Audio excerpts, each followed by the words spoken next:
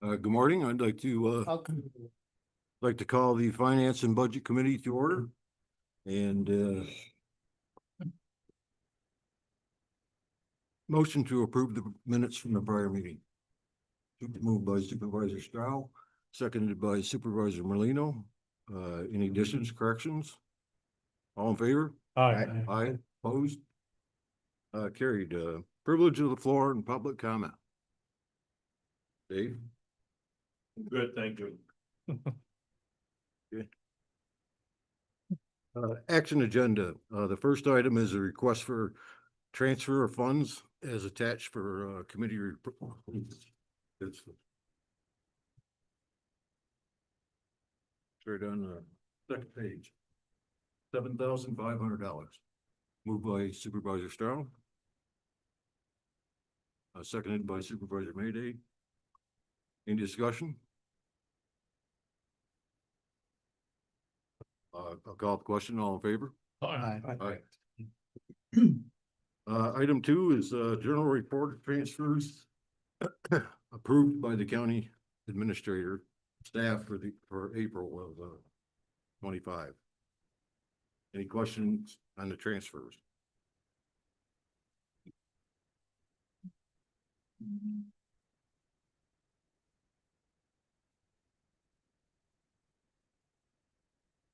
I see the one for 250,000. Is that that's the settlement? That is, so the two largest ones, that's the settlement money to right for the DSS department. And the other large one you'll see is there was $144,000. That's a grant that they have. The Health Services has the infrastructure grant, and they just have to move money around according to the budget mod, but it's 100% funded. Thank you. Any other questions?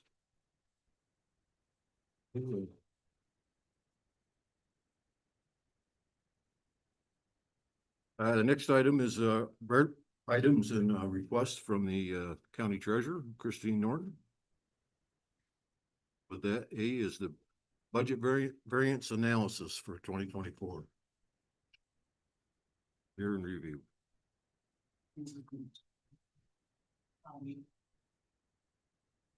Actually, there's 4 discussion items. And the first 2 are kind of combined in our budget variance report. As you know, Rob Lynch is, retired. And Dan is, basically, I took this over. We're a little thin in the treasurer's department.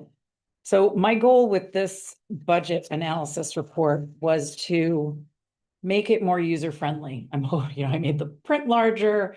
I'm trying to make it more impactful for the reader. And I'm not sure, I hope everybody reads it, but as I met with each one of the supervisors last year, this is probably the most important report that comes out of the treasurer's office. So I just kind of revamped it. I don't think it's going to be this extensive go forward. This happens to be the 2024 year in review, as well as the results of Q1 2025. I had mentioned that I thought we might go to a quarterly basis. I don't think we're there yet. So I think we are going to stick to monthly basis because I think we've got some things to work on. Again, I just thought it was important to kind of put right up front what the responsibilities are. It's the treasurer's team's responsibility to analyze the budget and to make sure we're bringing to your attention deviations in the budget and also significant things in the finances that could lead to consequences, high risk areas, if you will.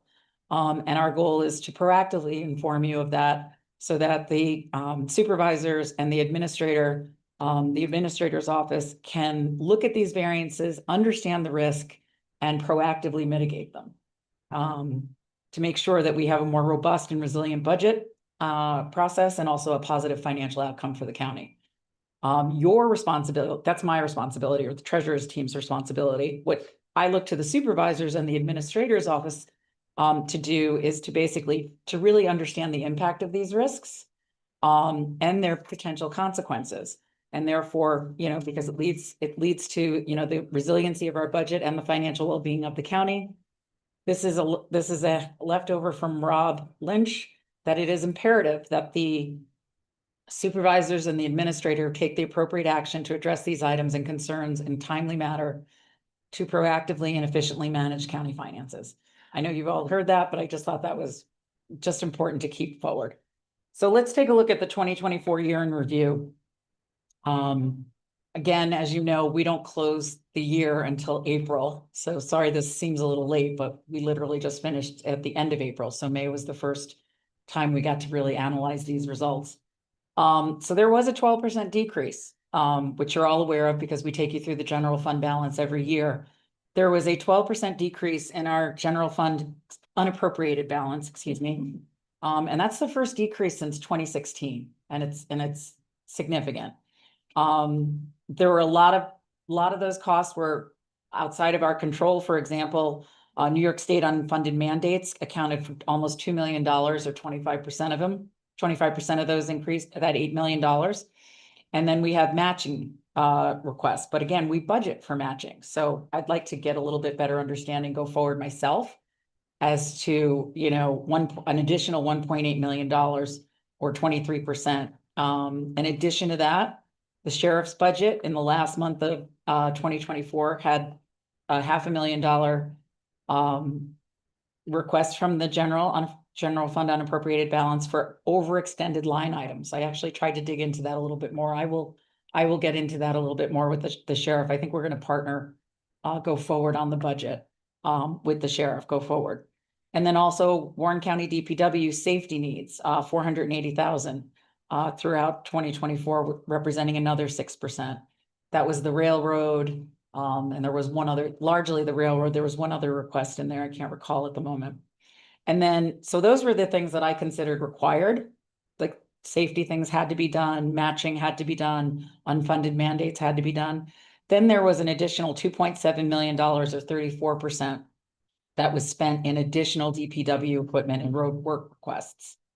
One thing to bring to everybody's attention is the more we take out of the general fund, the more we deplete it. And we just went for a $21 million bond last year.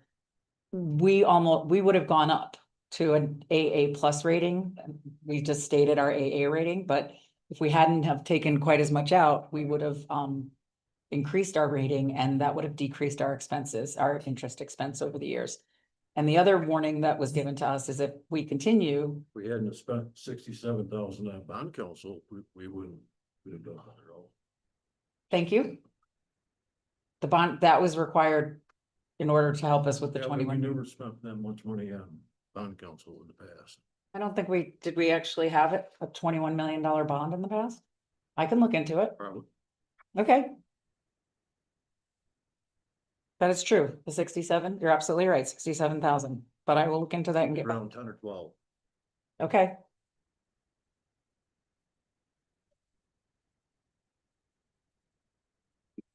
It's a fair point. I'll look into it. But just know as we take out, and that was unbudgeted. Again, I don't think we thought we were going to go for a $21 million bond. So that did come out of the general fund. Fair point. But we need to just make sure we continue to manage it aggressively because it could impact our bond rating go forward. Of the 2 million that I spoke to, again, everyone's heard me mention the psychiatric expenses. Of the 1.9 million that was mentioned above, 79% of that is our psychiatric 730 exams. This has just been exponentially increasing. We have no control over it. Literally, Warren County has zero control over these expenses. It's New York State mandated and highly New York State driven. So I think what we're going to do is we're going to continue to look at that. The treasurer's office, with the help of Rob York, just the finances, nothing about who determines the 730 exams or anything like that. It's just if we can get further transparency around the process. Sales tax, the only thing I wanted to mention quickly on the sales tax is that we did have a change in the budget process last year. Several kind of past practice was that we always budgeted the future years sales tax based on 2 years ago actuals. So for example, the 2024 sales tax was budgeted on 2022 actuals. go forward, we made a budget decision to change that. So 2025 sales tax was budgeted on 2024 actual plus projections through year end. So it's gonna make it a tighter difference. We're not gonna experience the upside we had in prior years.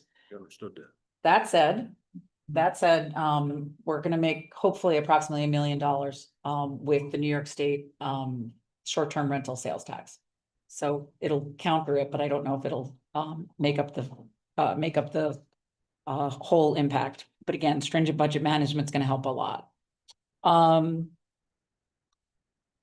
a cash flow perspective, I'm just gonna take a moment and introduce, this is Bill Cherry. He is the former treasurer of Schoharie County, and he's here. The next item that we're gonna discuss is Cash Fest, and it's how we can make more money on our money. And I just asked him to come in because some of the impacts on our cash flow, if we do a better job with cash flow, we can make more money for the county. I'll give you a buzz and I'll just ask you to come up in just a second. Thanks, Bill. So for example, right now we have uncollected tax levy of $12 million as of the end of 2024. So people asked specifically if we're, so what we do is when the towns, the villages and the city do not get all their taxes paid, the county makes them whole. So we pay the various municipalities, and then we carry that debt and collect it over time. Sometimes we have installment agreements, sometimes, you know, this leads to foreclosure, et cetera. Yep. Some of that money that you have is state tax money, land property tax payments. That doesn't come to the towns, it's paid to the county. We're kind of holding the bag for 3-4 months. I'm sorry? We don't get that money until, I guess, you decide to pay us, actually. But part of that is payment on state land, taxes that have been paid on state land. That's outstanding? It's not outstanding, but it's paid to the county, not directly to the town. Okay, this money is specifically coming to make the towns whole. That would make us whole. Correct. My point being, just so you know, is that we haven't exactly been following our installment law, our local procedures, exactly the way they were written. So what we're doing is I'm working with the county attorney's office. So for example, I'll give you the 2 key things that happen. We have a 2-year installment plan when people come in and they can't pay their taxes. One of the key things with that installment plan is that they are to keep their current taxes paid. So in other words, if I haven't paid 22, 23, and 24, I can go into an installment agreement so I avoid foreclosure. However, I have to make sure while I'm doing that installment agreement that I make every one of those payments and that I keep my 2025 taxes paid. That historically has not. Yeah, so we are working on that. Is there a way that, I'm sure you can, that you can give these down a breakdown of unpaid taxes after? Sure. Everybody knows exactly what's what. Sure. By municipality? Sure. Sure.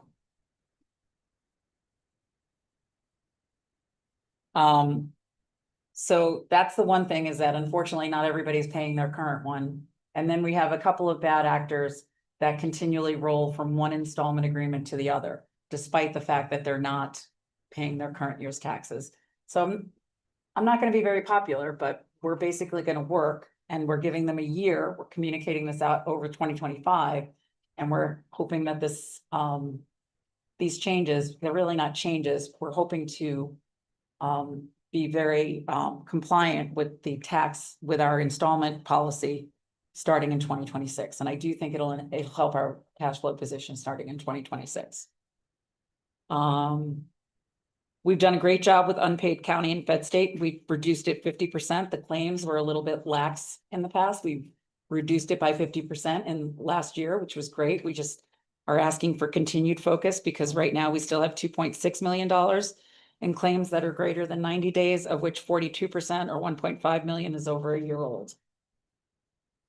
County road projects, county roads generally has a several, you know, a million or so, 2.7 million on average over the past 5 years remaining at the end of the year. Again, I'd just like to get a better understanding of that. And then when we budget go forward, that residual, if you will, is added to the following year. So they ask what they need for the following year. And that additional residual gets carried over. So go forward, right now they're at 2.8 at the end of 2024. So they got their 2025 budget and that 2.8 carried over. That said, I have to talk to the department head. It could be that those monies are earmarked. I need to understand that better, just full disclosure. The other thing that's interesting here is approximately 1.9 million or 12% of their excess funds that they carry over year to year. They've transferred out to capital projects between 2021 and 2023. I also looked into that. And sometimes, again, I need to dig further with it with Mr. Hajos. However, sometimes part of this might be when we do have a lot of cost increase, which we do have, and we have a matching by the government, whether it's the fed or the state. If we have an increase in the project cost, the state and the federal does not move, it stays the same. So the local match may go up. So that might account for this 1.9, but I don't know much. I don't know exactly how much, but I will get back to everyone on that. The last thing here are, we have a few more things. The health insurance reserve surplus. As you may know, we used to have, Blue Shield of Northeastern New York. And at that time we had a $1 million reserve between 214 and 216 with a surplus of $5.9 million. And a surplus is when basically we're taking more in premiums than we're paying out in claims. In 2017, we moved to a self-insurance program. And because of that, we knew we had to pay out, we would have to pay Blue Shield off, and we paid them $919,000, which brought the reserve down to $81,000. But again, because now we're self-insured, I don't like the wording so much of reserve, but the surplus balance at that time was 5.4 million. However, it's now increased to 7.3 million. So my question is, I just think we should look at that to determine that's a 35% increase since 2016. So the county maybe should consider taking a look at this, and we've had discussions with Marshall and Sterling on this last year. Maybe look at it again. We've used that money to keep premiums down. You have to help. Yep. And also we're self-insured. So, 2 years out of 10, chances are you're gonna meet a lot of expense, but directly to the county. Okay. And again, I'm just saying that would be a good thing. I plan on bringing it up with Marshall and Sterling in our next discussion. Just bringing you through the rest. I want to watch the time. The last thing on 2024 concerns is, we had our external auditors. They had several internal control recommendations, largely around, overtime expenditures and timekeeping procedures. As Larry discussed earlier, we have a new approval to our time, policies within the county. And now we're going to be working on time and attendance. Basically, they noted that, existing policies and procedures were not being consistently followed, that there were significant overtime variances to budget consistently year over year, and they wanted us to take a look at that. And then also they wanted to know if they wanted to have us evaluate written policies and procedures and what we needed to, if we needed additional policies and procedures to ensure proper record keeping and to prevent potential abuse. This was discussed with the several board members in August, and as well as the county administrator. And basically at that time, we discussed the fact that we're putting in a new time management system. It's going very well, by the way. We're the sheriff, everybody's going to be on one time management system. We just got through 5 demos. So the new time management system, plus a complete review of written policies and procedures and more stringent overtime budget management, frankly, just more stringent budget management, should address those control weaknesses go forward. You've already heard me talk about their concerns, and it's not just Warren County, it's government overall, succession planning. We have very long tenured employees that we have to make sure that we do succession planning effectively for. And then just future reporting requirements, the GASB's just doing new pronouncements, and we just have to stay ahead of those. from a 2024 year in review positives, because there were several. ARPA, the county successfully spent $1 million. Actually, they successfully spent $12.2 million. We had $1 million left at October of 2024 and everybody rallied and we didn't pay a dime back to the federal government. So that was a combination effort with the planning department, the county administrators team, and also Rob Lynch. So thanks to everyone for that. Sales tax, again, we had a 1.2 million increase. And that was largely because in 2024, we were based on 2022. Our budget was based on 2022. And again, actually, that was a nice increase. And then occupancy tax collections, it was a small increase of 4%. We've talked about that in the past. Basically, 3.3% was as a result of the treasurer's team's OpTax team with enforcement efforts and also with the Granicus lift. Again, as I've shared with you, the Granicus lift was not nearly as much as we were hoping, but that is where we are. So 2 additional points on this before I move on to 2025. The time management system, we're down, I believe this week we are concluding on who we're going to move forward with an RFP. Everyone is really invested, the sheriff, DPW, HR, the administrators team, really working well together to make sure that the solution is countywide go forward. And again, we'll incorporate all of those weaknesses that were identified earlier into our new systems and policies, procedures. And then the other thing from an OcTax perspective, we are looking hard at Deckard and we are looking hard at GovOS. We are not moving forward with Granicus. Our objective now with occupancy tax is to build a front-end portal for our occupancy tax Warren County residents, whoever's short-term rentals, hotels, motels, and resorts. So it's self-service. We have great process, but it's really manual. I mean, over the top manual. So by us automating everything, we will be able to kind of offer this self-serve. It'll all be automated.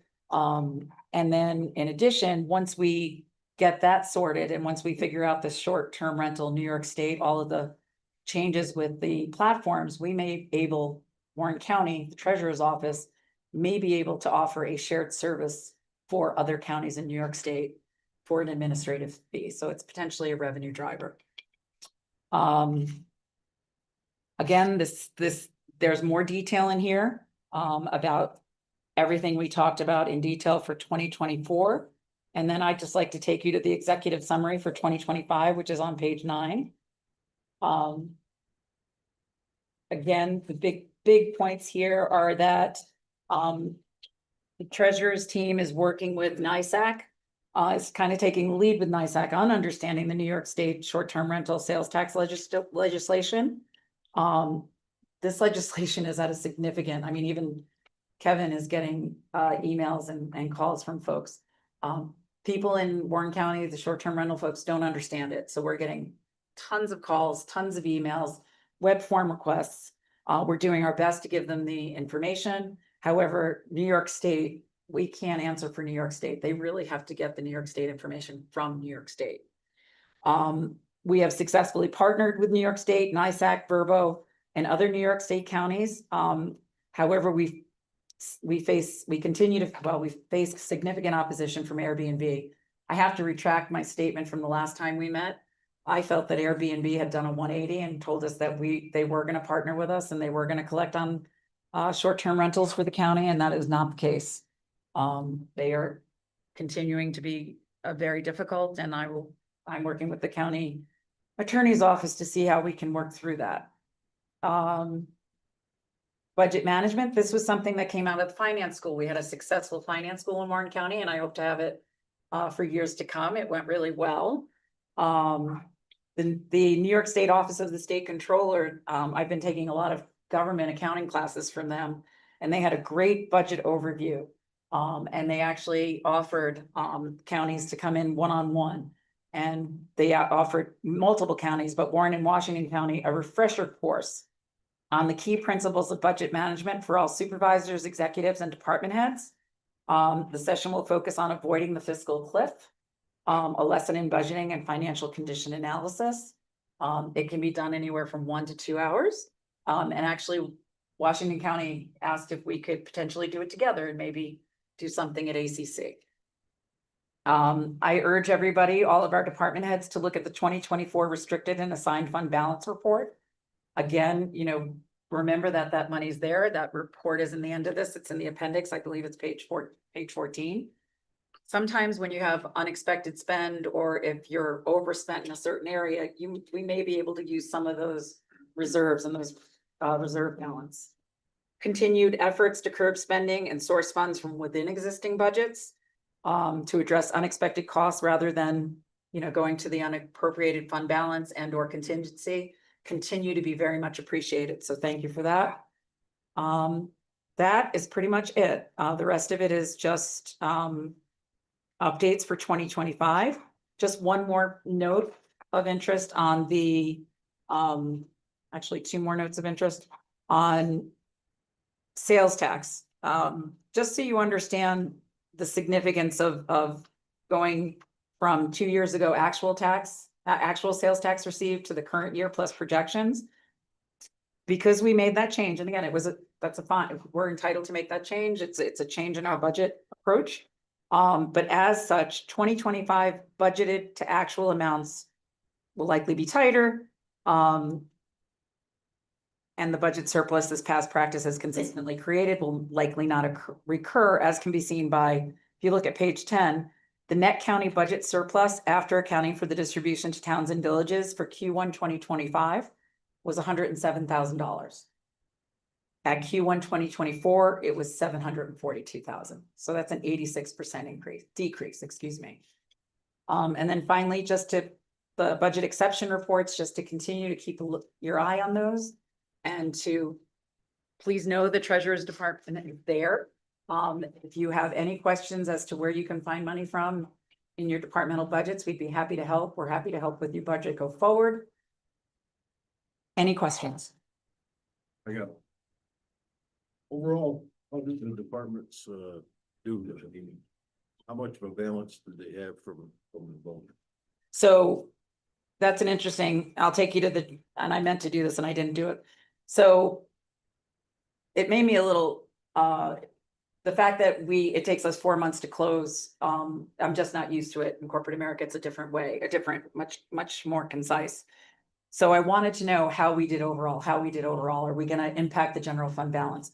So if you remember on page 5, at the end of 2024, we were $200,000 under our minimum fund balance. So it was not a great way to end the year. But again, we had 66% of our appropriations, our additional appropriations out of 2024 that were required, with approximately 34%, I call them optional.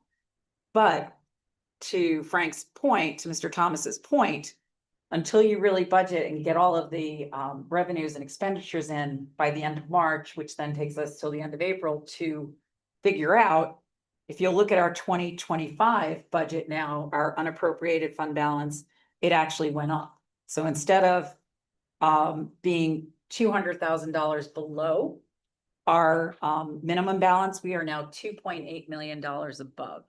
The departments did very well overall. I'm sorry. The departments did pretty well overall.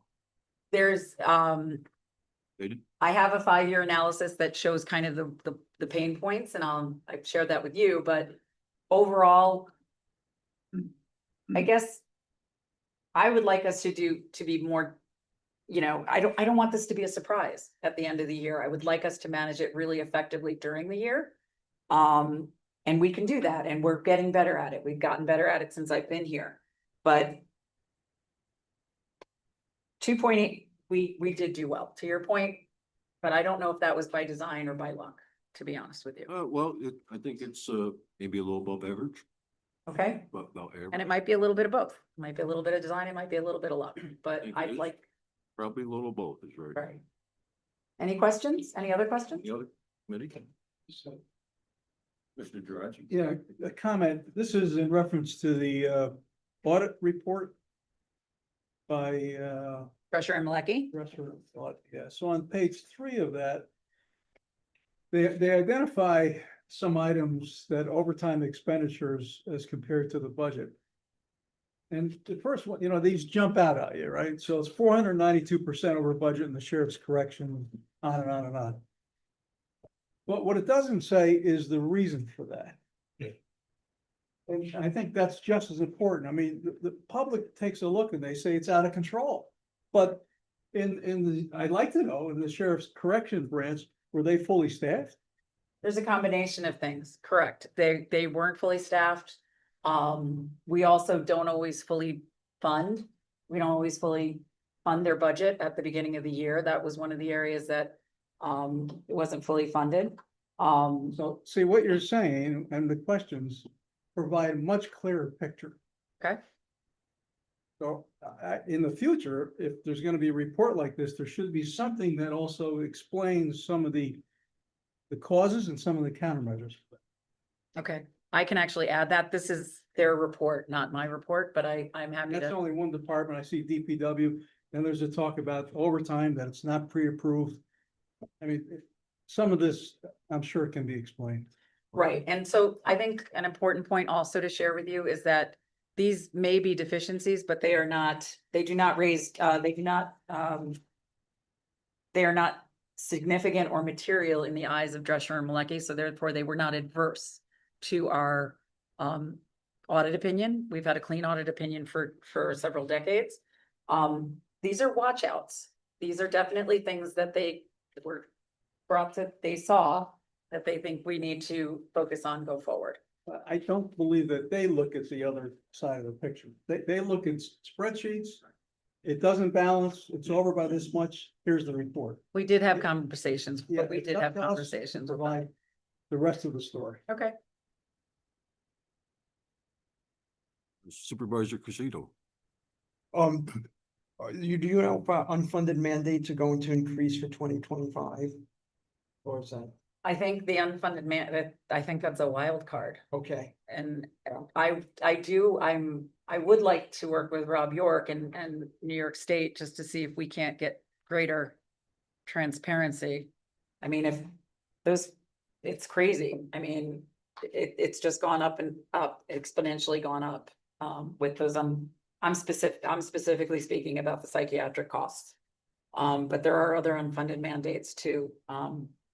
But that's the big one that that could affect us. could impact, that could significantly impact the general fund balance.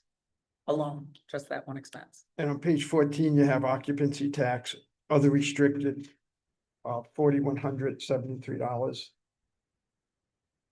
So Where are you? Page 14? 14, yeah.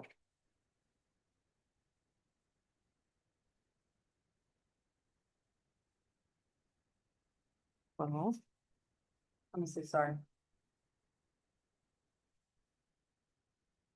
Other restricted. That's your restricted fund balance at the end of 2024. And then our tax fits in there. Is that, what does that our tax represent in that? Is that, how do we collect that? Is that fees or? That comes out of the $8 million. Okay, So that comes out of your $8 million. That's one part of your reserve, okay. okay?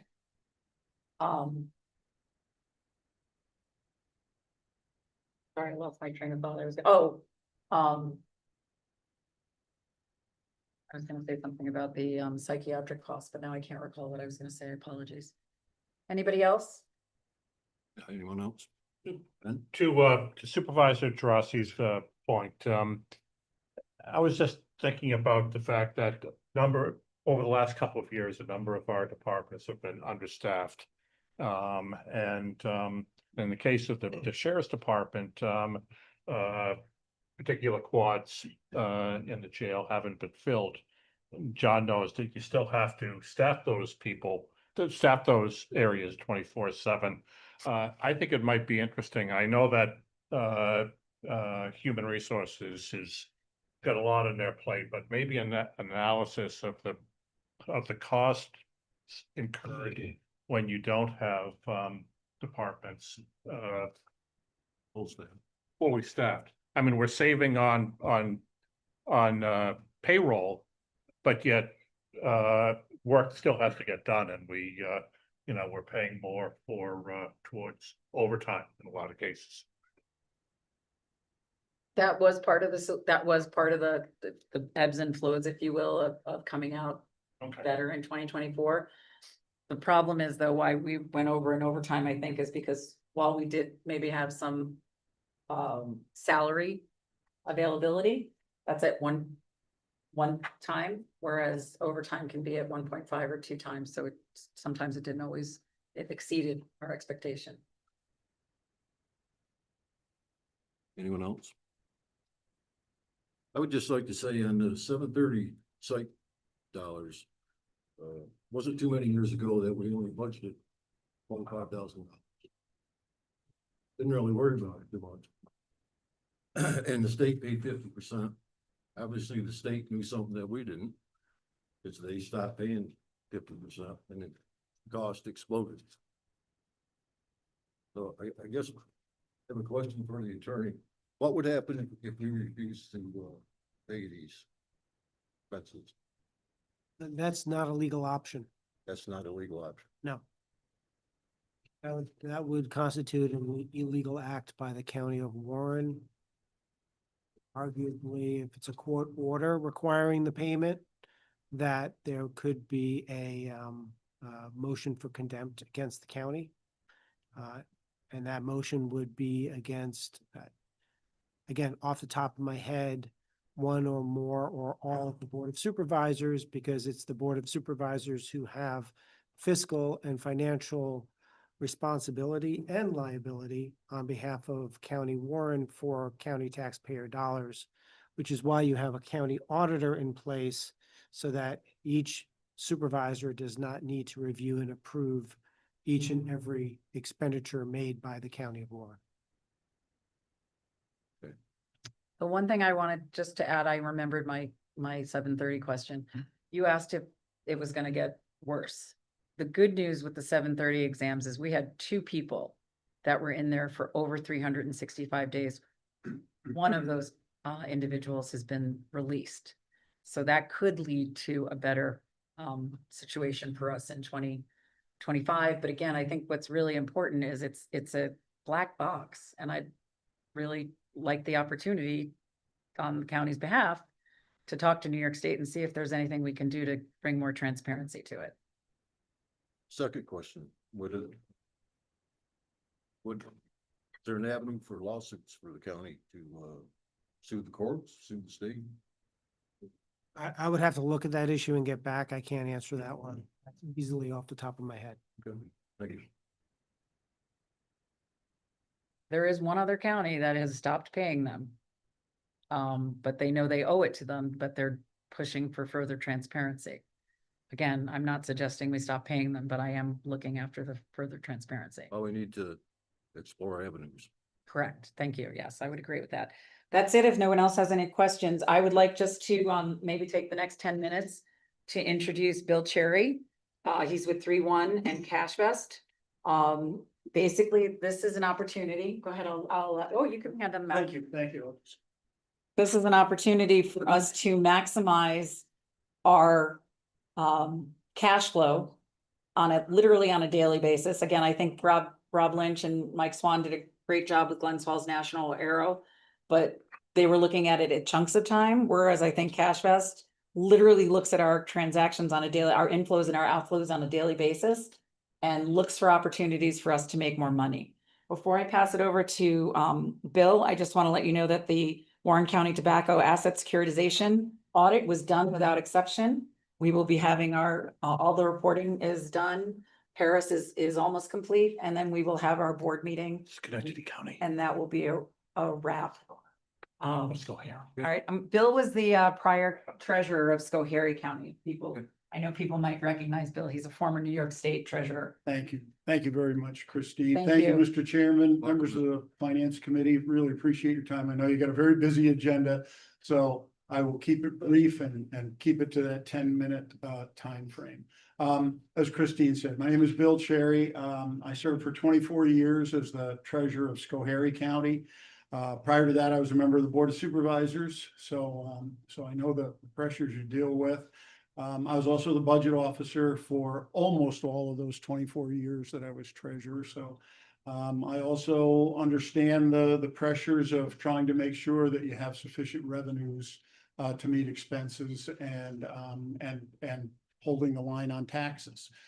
When I left county government, when I retired from county government, total of 38 years, by the way, as an elected official in Schoharie County. But when I left county government, I joined the team of 3+1. It's a company out of Rochester, New York. That's where the main offices are. I live in Glenville, and we have a camp at Ledgeview Campground. So I'm very familiar with the area. And in fact, I went to go to the motorhome before I came here today. 3+1 has really grown exponentially. When I joined 3+1 about 6 years ago, there were 7 counties in New York State that were using our services. There's now 28 counties, 10 of them in the North Country Adirondack region. And what we do is we work with the treasurer's office to explore. Oh, thank you. I appreciate having the slides up there. Thank you. We work with the treasurer's office to make sure that the county is maximizing whenever possible. The decisions are always yours, of course, internally, but we find every possible way to maximize the revenues, the non-tax revenues from interest earnings based upon the county's funds that are in the bank. Doesn't mean switching banks. It doesn't mean any of that. What it really means is just looking for pools of money that may be, our analysis will show will remain on deposit for a longer term. We do full future cash flow analysis that not only help you with predicting spending patterns and predicting cash flow, but it also, if you know a certain amount of cash is going to remain on deposit for, let's say, 12 to 18 months, you can then make an executive decision about, do we want to invest those funds, some of those funds, in a series of laddered CDs? Do we want to make some of them longer term? What are the best rates available? So we provide quarterly cash vest reports that give a comprehensive view of cash. Right now, you've got most counties, I should say, have multiple banks, and within those multiple banks, they also have multiple accounts. And there's really no one way to see the whole picture. That's what cash vest reports do. Again, future forecasting. We also compare interest rates whenever the county asks us to do that. We only do it. We're happy to do it, but we don't want to step on anybody's toes. But if our analysis does show that you've got $10 million that's going to be on deposit for 12 months, and we stand by that, we've never said, out of all of the millions, billions of dollars that we've helped counties with, we've never said this money is going to be on deposit for 12 months and then it wasn't, and the county had to, cash in a CD early. It just doesn't happen. We're ultra conservative, and we factor all of that in. But then we can compare interest rates, find out what the banks you're using are offering, because banks, even if you have great relationships with them, banks as institutions go through cycles where they just can't take any more public money. It would be an expense to them. They have to collateralize it. There's bookkeeping involved, and if their, I'll say, vaults are full, for lack of a better way to put it, and they don't really have a place to invest those funds or to loan them out, they don't offer good rates. They can't use the money. On the other hand, there might be a bank that's just down the street or in the region, in the North Country, that is hungry for municipal funds, all guaranteed, of course, all FDIC insured and collateralized, but that bank might be paying significantly more for that CD. So you can maintain your existing banking relationships, but it never hurts to make a little bit more money if you can find a better rate somewhere. But again, those decisions are internal. They're all up to you. We just provide the data. What we do, that last line, what we find is however much money a municipality in general believes they have that they can put to work, normally across the board, we find about 73% more money that can be. And you'll see the map of the US on the bottom. Those are the states that we now serve. We started in New York, about 8 years ago. The company was started, as I said, I joined it 6 years ago. New York is still home base, but those are the states that we now serve. If we can just flip to the next one and I'll see what, oh yeah, there's a map of the counties, in the North Country that we're presently serving. We'd love to have Warren, join that family. Please feel free to talk to any of your colleagues in those counties. I know Christine has done a great job of talking to other treasurers. We have a great reputation. We're endorsed by the New York State Association of Counties, also by NYSAC. I'm a past president of the New York State County Treasurers Association and also a past president of NYSAC. And I think that's why I probably recognize some of the faces in the room from NYSAC committees, NYSAC conferences. So it's great to see some of you again. And I didn't include it in this slide deck, but we have a map of those 28 counties in New York State. I'll just mention that on those Adirondack and North Country counties, over the past just 12 months, we helped them generate $66 million in interest earnings. And across New York State, I just did a report for Comptroller Tom DiNapoli of what 3+1, the impact of 3+1 on the counties in New York State. And that number is 272 million in interest earnings over the last 12, that's just 12 months. By the way, we never touch your money. We know you have, valuable relationships with local banks and their taxpayers and their employers. We don't ever interfere with that. In fact, banks, it turns out, appreciate 3+1 being as a tool in the treasurer's office because it allows the treasurer's office to more reliably predict how long cash will remain on deposit. And so if it's in all sort of money market or day-to-day funds right now in the bank, they don't think you're going to take it out tomorrow, but theoretically you could take it out tomorrow. But with our help, CFOs are able to invest in CDs and US Treasuries for longer terms, even within your own bank. That allows the bank some certainty of how long the funds are going to remain on deposit. It also further cements the relationship between the county and the banks. But the decisions are all yours. We provide the data, we provide the analysis, and it's not just on paper or online. I mean, we have a team like me that work personally, hand in hand, always available. It's not just quarterly reports. We have some clients that want us to talk to them every week. Fine, it's great. It's all included. There's no extra fees over and above our annual fee, which we can get into if you'd like.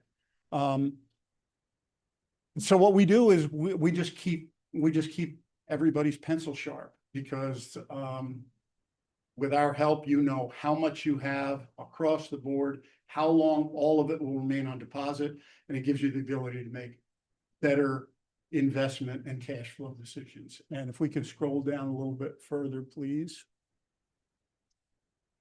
Oh yeah, I put this slide together because I use this analogy. Cash flow, monitoring cash flow is important, but it's sort of like having a boat on Lake George. You can see what's on the surface and you can see if there's waves, but you don't know what's going on below the surface. All you can see is the daily, monthly, perhaps weekly ins and outs of cash flow. But liquidity analysis, which is what we're famous for, is we examine all liquidity, all cash from the surface and the ins and outs all the way down to the very depths of the county's finances. And it gives you a much more comprehensive view. We're the only company in the country that does this. And it's why we're growing as we are. And if we could go on, see what the next one I have down there for you is. This is a very quick analysis. I did this without having access to your specific data, other than what's available online. I do an analysis. It's a tool I put together that looks at the past 3 years of your annual financial report, where all of the county's total cash is listed, your operating costs. And I use that and I do it for all three, for 3 years. In your case, I did the annual expenditures for 21, 22, 23. Then I looked at the cash on deposit per those reports for 21, 22, and 23. And it's a tool. It's not nearly exact as what would happen should you give us the opportunity to work with Warren County. But what it does do is it gives me an idea if there's an opportunity for a benefit to the county, because I don't want to waste your time. If there's really nothing to be found, or not the possibility, better I know it right away. But in your case, I believe that there is significant revenue that could be added. We don't make promises of what that revenue can be, but because the decisions are yours, it takes time to begin the process of creating the balanced portfolio that, when I say balanced between cash on hand, cash in a thing like a NICLAS or a New York Muni Trust or money markets, and investments in CDs and US Treasuries. Those are the only things we're talking about. But it takes time to build that portfolio. But I think based upon the amount of liquidity that I saw in those reports, I think your county could earn somewhere between 3.8 to 3.9 million. Current interest rates, given just a broad view, we'll know much more about that if we have the opportunity to have view-only access to your accounts, in which case it's sort of like giving us thousands of pages of bank statements. That's the way the process works, by the way. If you approve moving forward with us, we get view-only access to your previous transactions. Again, we can never touch your money, we never move your money, but instead of giving us a banker's box filled with, reams of photocopies like we would have done it in the old days, it's all electronic now, and that data is downloaded. So that 3.8 or 3.9 million is, I think, a realistic number based upon what I know from online. And then to show that number is realistic, I think next we've got some slides showing existing 3+1 clients that are doing exactly that. These I picked out some entities that have liquidity that falls right into the range of what yours is on an average basis. I think probably somewhere in that $100 million across. There's going to be times in the year when taxes come in and it's higher. It's going to be December 31st when it's lower. Right now, it's guesswork on my part, educated guesswork. I've been doing it a long time, but it's guesswork of what your totals are. But I think they're in this range, and as you can see, those are the previous 12 months earnings for existing clients. The actual earning, we use the East Aronic Point Central School District, 94 million on deposit. Over the past 12 months, they earned 4.47 million. That is the equivalent of offsetting 9.4% of their tax levy. And overall annual yield, that's what they actually earned. The 4.47 million is what they actually earned versus what their average liquidity is. And it gives you that number. So you can see achieving over almost 5% is not impossible. Now that was over the previous 12 months. The Fed has reduced rates. That's why I'm predicting a lower and more conservative estimate for Warren County. But I still think, in somewhere above 3.5 million, 3.5 to $4 million is not in any way out of the question. In 2024, we had 2.3 million interest revenue. So it would be $1 million potential upside. The other thing that I think it's important for everyone to understand is that when they do their initial analysis, if we do not feel the value is there, there's no cost to us. We don't enter the model. No, that's a good point. We have a guarantee and it's an easy one to understand. If you give us the opportunity to work with you, first of all, we'd be honored to do that. Second of all, we'll then do our job. It'll take us a few weeks to upload all that data, analyze it, and we'll find out if my preliminary estimates are right, if there's opportunities there. And if there are, then, you know, the county moves forward and we work with Christine. If in the end, after we do the analysis, it turns out that there's just not a worthwhile benefit to you, no problem. We'll shake hands and congratulate you and walk away. It doesn't happen. I can honestly tell you, I've never seen it happen with a county because counties are complex. They have significant resources. It has happened once or twice with like fire districts and stuff like that, where there's just nothing else they could do. They just didn't, there's just no other ways to maximize the revenue, but it's rare. I've seen it happen maybe twice in the years. But I include these slides just to show you that this is not me just, you know, coming up with a number saying that Warren County should be able to make 3.8 million.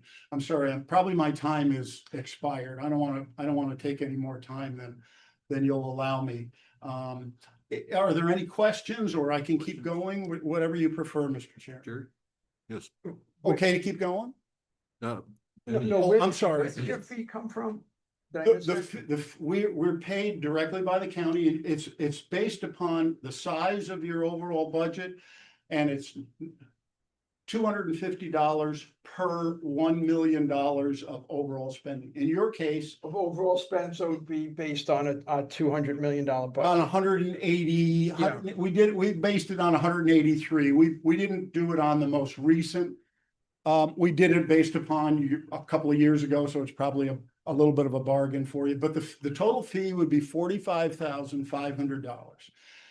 Nothing is paid obviously up front.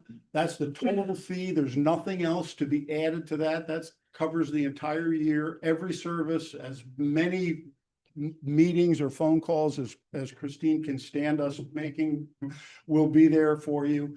And I think the return on investment of that for the county will be somewhere in the neighborhood of 25 to 1. I really think we'll find $1 million or more in new revenue for that $45,500 fee. It's billed in quarterly installments.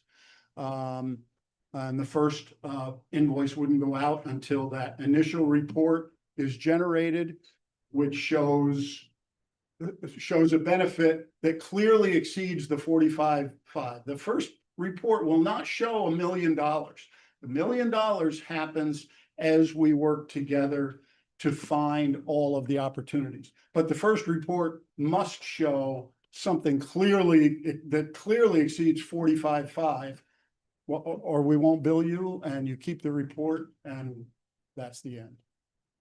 Okay. Any questions from anyone? Anyone else? Thank you, Bill. Thank you, Christine. Thank you, Mr. Chairman. Thank you, members of the committee.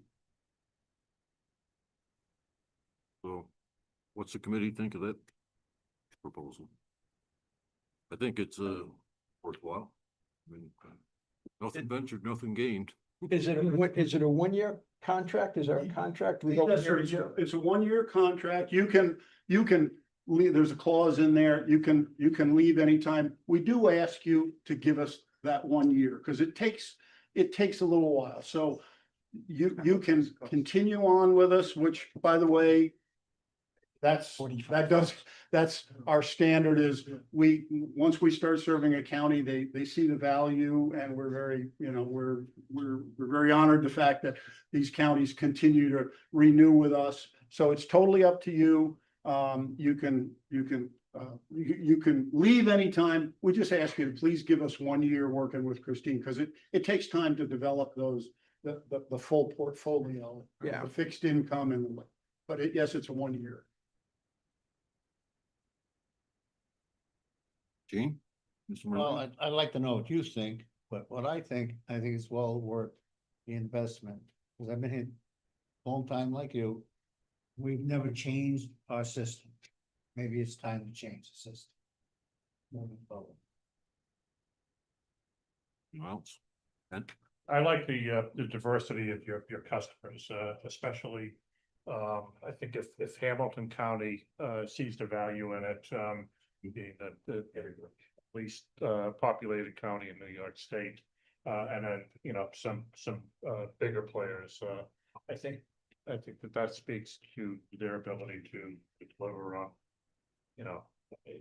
one size doesn't fit all, and I think that's. It's well said, and you're right. I met with the finance committee of Hamilton County. They've been with us, I think, probably 4 or 5 years now, but I went to their county and did exactly this, and you're right, they're much smaller than you, but they're doing great with cash bags.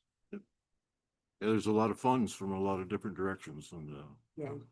it doesn't all land at the same day. So I think it makes a lot of sense. Okay, thank you. Thank you very much. Thank you. Appreciate your time today. I apologize if I went longer than the 10 minutes on it. I appreciate you allowing me to address you, and have a great day. Christine, thank you. Thank you. Thank you. Just one last comment on, you're good. Just one last comment. I do think that over the years, we've gotten much better with our investments over time. We have sweep account, we have, I think it's an ICA account where we earn 5.1. So we've been doing it, but again, I think the best way to describe it is that ripple effect. We're looking at it this way with the banks and whatnot. They're looking at every single movement of cash over a year's time, and they can really optimize it. And again, for $45,000 investment on a potential $1 million upside, I think that's a good deal.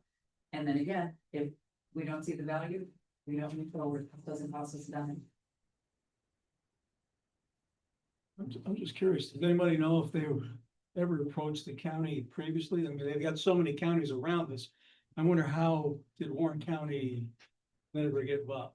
There was a little bit of a concern that they were, NISAC related, and so I think that there was a little bit of aversion in the past to dealing with any NISAC.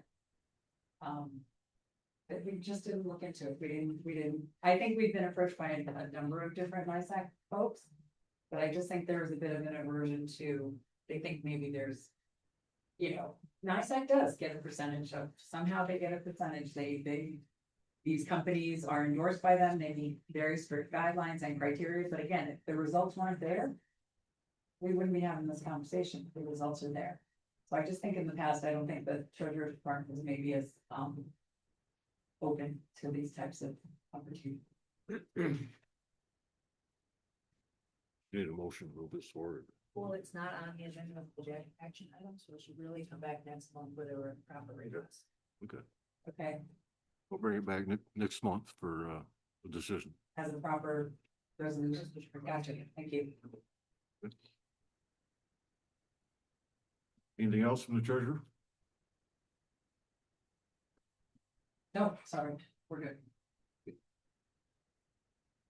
Number 4 is a referral from the County Facilities Committee and the airport. And it's a request to establish a capital project, H443. This is the Northern Aircraft Apron Taxiway B Reconstruction Design Project. And the amount is $221,898. Introduced by Supervisor Geraci. Seconded by Supervisor Crusito. Any discussion or questions? I'll call the question on number 4. All in favor? Aye. Opposed? Number 5 is a referral from the Health Services Committee. And this is from Public Health. Request to amend the 2025 Warren County budget in the amount of $221,130. And this is to reflect receipt of grant funding from the Health Research Incorporated for the public health infrastructure, workforce data systems to support the current expenses related to the grant objectives. Moved by Supervisor Driscoll, seconded by Supervisor Mayday. Questions on that? I'll call the question on number 5. All in favor? Aye. Opposed? Carried. Number 6 is from the Human Services Committee. in this Department of Social Services, and this is to also amend the 2025 Warren County budget.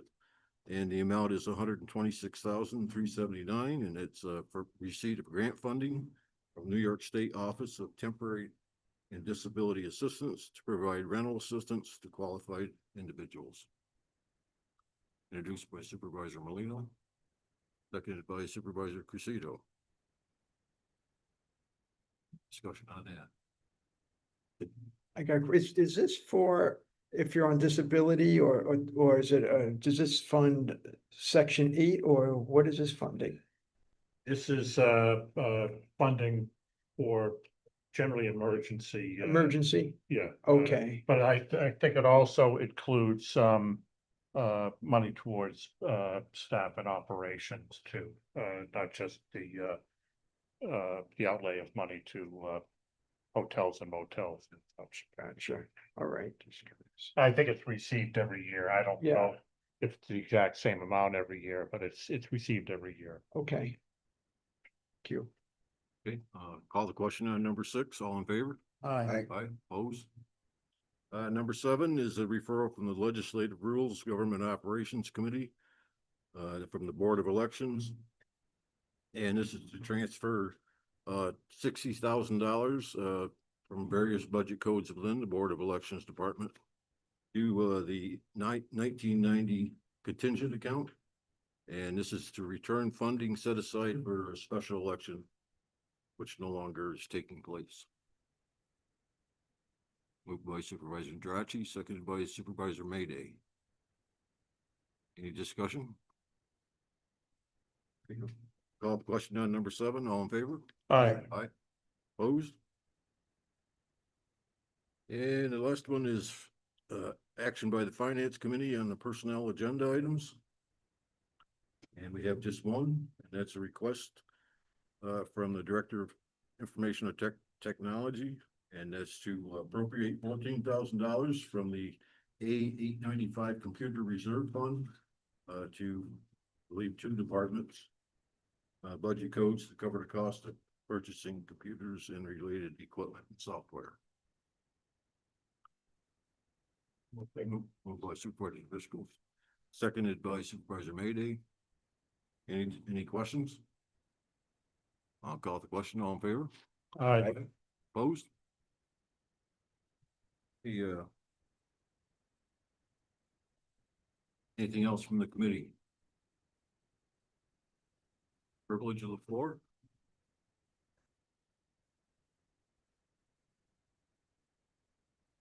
Sure. By Supervisor Cruzito, and by Supervisor Moniz. Oh, gosh. Have a great weekend, everyone. Yeah. Have a good weekend. I'm sorry, I